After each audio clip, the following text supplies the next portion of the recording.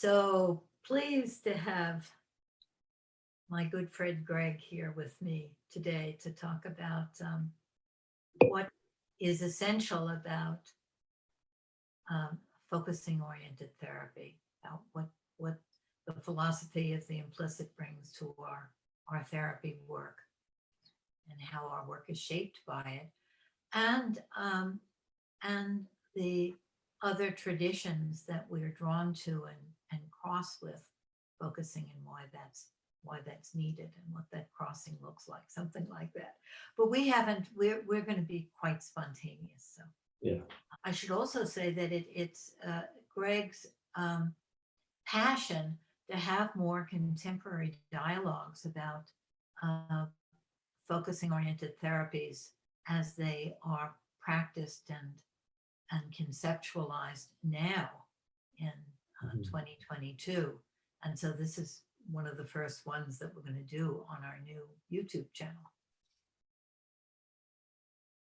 do you want to say a little bit about yourself in case there's a person that doesn't know you? Sure.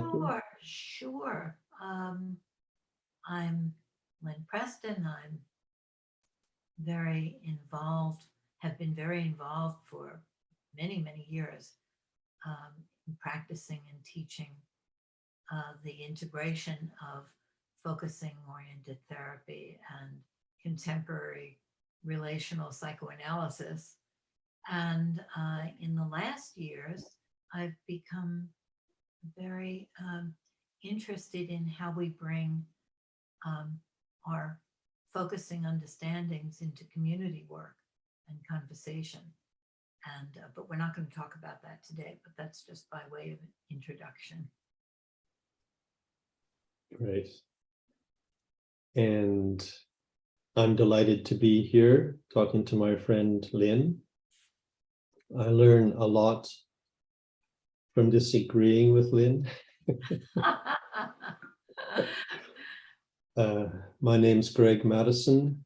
I live in the UK, originally from Canada, and I've been, like Lynn, practicing focusing and focusing-oriented therapy for a long time. My integration is focusing and existential phenomenological psychotherapy. So hopefully we'll get a chance to talk about what each adds to the other and maybe what we take from each other's approaches as well. Do you think we should start with what drew us to Gendlin's work? Yeah, I think that would be, good idea. Yeah, do you want to start with that? Okay. For me, I was a young university student. I think it was my first or second year at university back in the early 80s. And I was introduced to Gendlin's work through a professor that was involved in the Dream book and kind of dialogues about Gendlin's book on dreams. And I used it in a few different research studies, but I also began to use it in my own life. And it was a relief and very inspirational to me to find someone who gave me permission to pay attention to my own experience. And he was an important enough person that I thought I had some external authority that to tell me that my inner knowing could be my authority. I needed some external authority to give me permission to use myself as my authority. So that's really what drew me to it, and everything else I've learned into that kind of foundation of focusing and an experiential approach. How about you? Well, my experience is similar in a way. As a young therapist, I was trying to put together a lot of different approaches that I was studying, and by chance came upon a flyer for someone I had never heard of, Eugene Gendlin, doing a workshop on experiential therapy. And even though I had just moved into my new apartment in the village, I was compelled to go to it. And it was this simple large room, and Jean was doing a listening round as I walked in. And I was just amazed at how, when he listened to someone, the whole atmosphere of the room changed. And there became all of this depth and intricacy to a simple thing that someone was saying.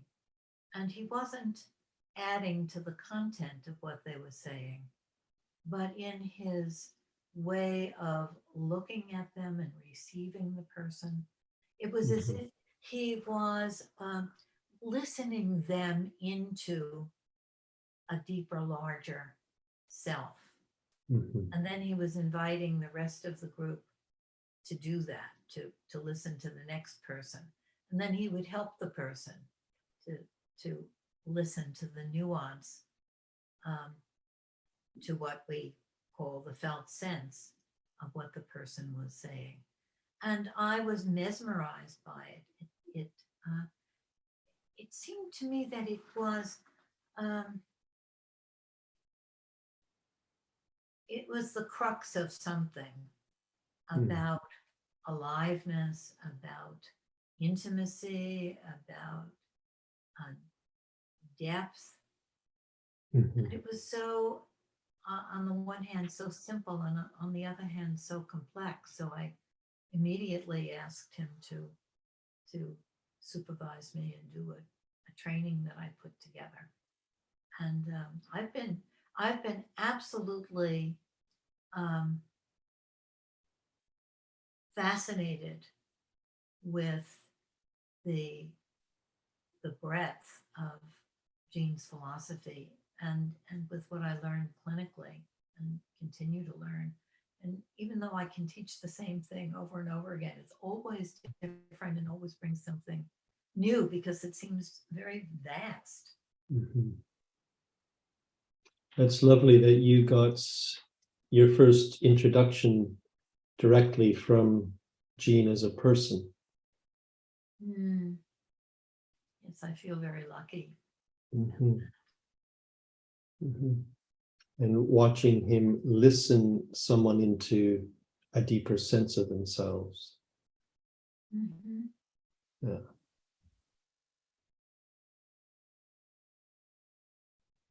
So I'm curious if you want to say more, what you witnessed in that first meeting, how did it sort of, I don't know how to ask it exactly, but how did it alert you to something that was missing, or how did it fill in something fresh that you didn't have in your other trainings?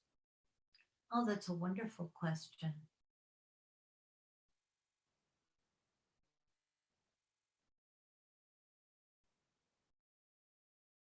It did immediately. And it just felt so right to me that in many of the trainings, there are lots of techniques to try to help people to get to what's really going on for them. And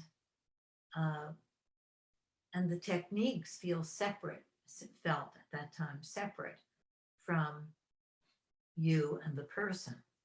It was something that tools that you were using.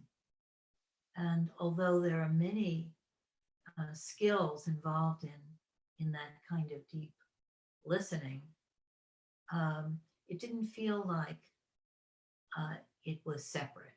It felt like Jean was being himself with another human being and deeply seeing that human being, and that it felt like, oh, that's what I want. I think I was looking for that sense of the power of really encountering another person and being with them. And somehow Jean is able to show that sense of deep respect for the the mystery of the other Yeah. and wanting to know them just in looking at the person, like, oh, there's a mystery here, there's a vastness here. I want to unlock it, I want to see it, I want to know it. And I wanted to be able to do that. Yeah, there's something about that way of being that is more like a being quality than some kind of technique. It's something about a whole person listening to another person so that they can become more whole in Right. some way.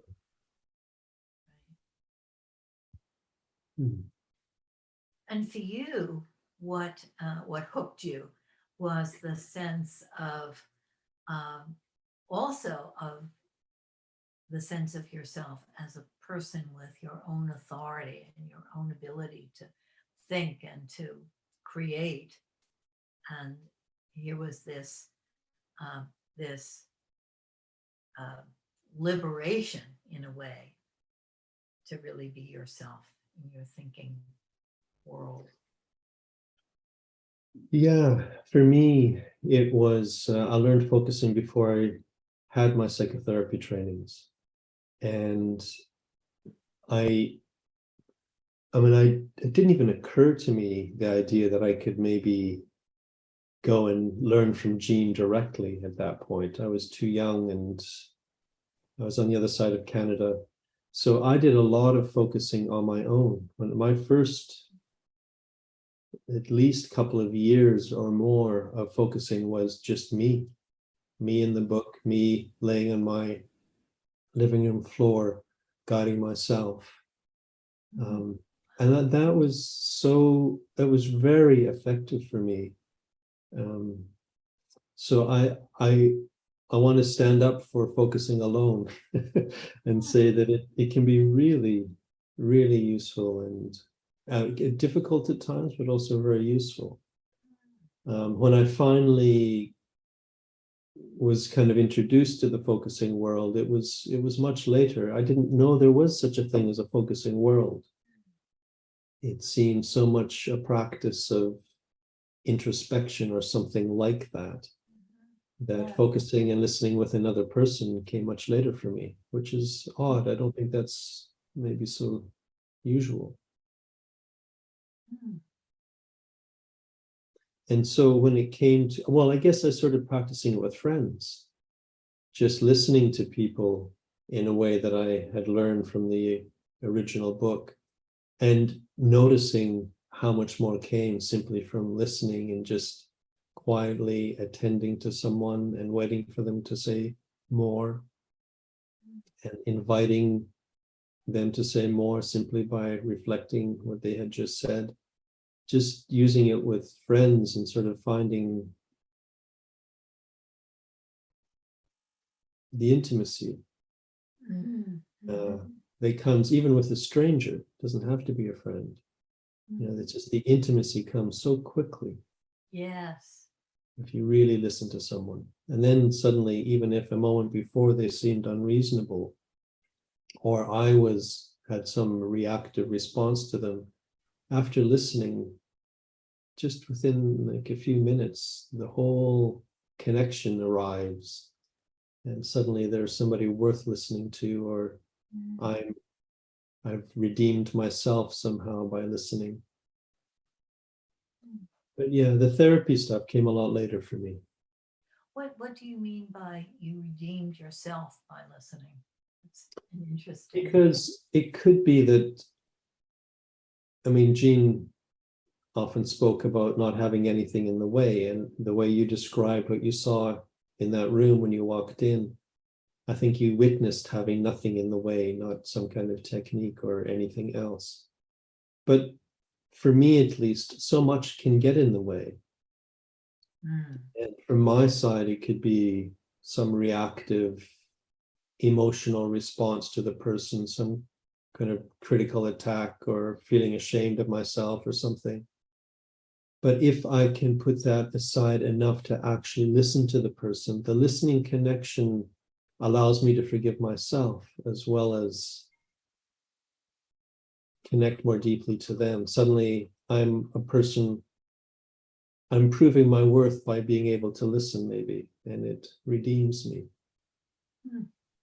I love that. It's very interesting. Yeah. It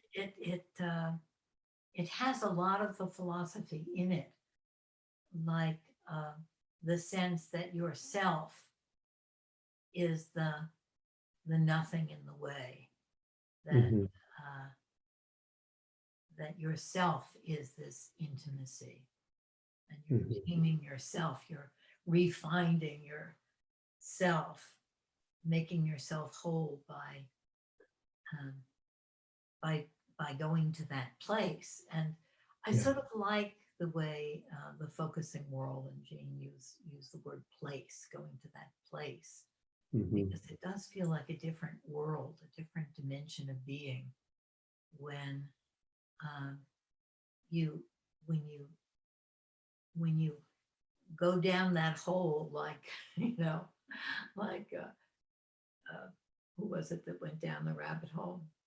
Um, Alice. Alice. And Yeah. yes, but it's a different kind of hole. It's like you go into an opening of an opening where um, everything is interesting and new Mhm. and vast, Mhm. and you can feel when that happens, when you're focusing yourself. And, Mhm. and I can only focus myself when I'm doing it with my journal. I can't do it without a journal. Mhm. but I can do it. Um, but that moment when you enter that place where you're interested, and then things start to kind of unfold and speak to you. Yeah. Um, that's sort of when I like to think of it as magical, but I don't like to use that word because people have funny associations to it. It's so basically human, but there's Mhm. something so wondrous about the self state, we would say in psychoanalysis, of being open to the vastness, to what Yeah. he calls the implicit intricacy, all of that, Mhm. and then your defensiveness and all of that sort of falls aside for a bit, and then it comes back, of course, and then Yeah, it falls aside, or it's just given such a larger context that it's somehow welcome rather than, you Mhm. know, something Yes, to correct or something. that's right. Yeah, it's But one ingredient. yeah, when I'm listening to you, it reminds me um, when Jean talks about not putting anything in between you and the client or you and the other person, it can sound like if you don't put anything in between, there's nothing there. It's like it's a big empty space. But Mm, what you're describing, and it certainly is my experience, is if you don't put anything in between, it's like there's no obstacle there. mm, And instead it is this much richer, more than conceptual kind of experience. It's like it's experientially full, that putting nothing in between. mm, And I think that, when you talk about the self state, I'm thinking self state, yes, but maybe even more than that, unless you want to define self as something that goes right to the edge of the universe. It's like you enter, I do, this is how I would describe it for myself anyway. I enter a state where me and not me is very difficult to discern. It's like it's a state that expands so that I can't find the edge of it.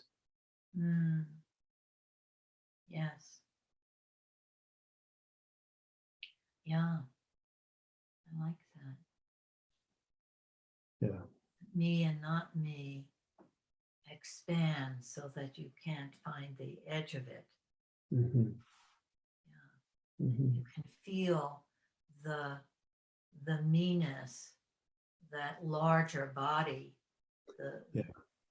that goes way out Yeah. to the other, but to the world, to it Mm-hmm. embraces the whole big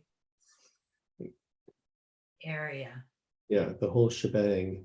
Yes, the whole shebang. I like that. Yeah. Yeah. Yeah,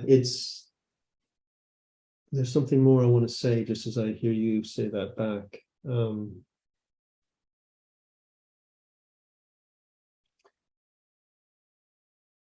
That listening state, which is so expansive, so that strangely I become the environment within which I can listen deeply. Mm, It's like the I that is the environment becomes kind of the context of the whole event. right. Right. So that that that opening there to a different dimension is the opening in yourself to that larger self that is interaction with everything. Yeah. Later I really appreciated Jean's philosophical rootedness in a kind of new concept, what he calls a new concept of being interaction, and that Mhm. self, that is the interaction, and doesn't stop with your skin or with your issues or with your reactiveness or with, Mhm. your personality or something. Yeah, exactly.